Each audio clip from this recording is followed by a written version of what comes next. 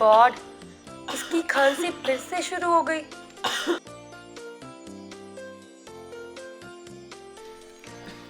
पिछले 1 घंटे में मैं इसे 4 बार कफ सिरप पिला चुकी हूँ, पर इसकी खांसी यकीन रुकने का नाम ही नहीं ले रही।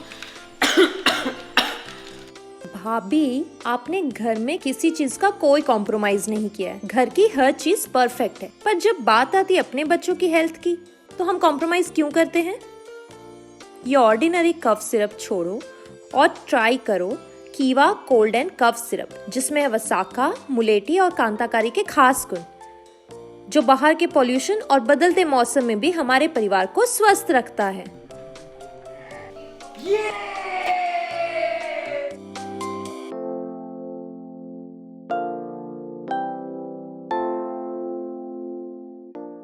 केवा कफ सिरप एक आयुर्वेदिक औषधि है जिसमें वासका, मुलेठी, कंताकारी, लसूड़ी, भरंगी, हंसराज, कैफल जैसी प्राकृतिक जड़ी बूटियों का मिश्रण शामिल है, जो सर्दी, खांसी, गले में खराश, फ्लू आदि के इलाज के लिए जाना जाता है।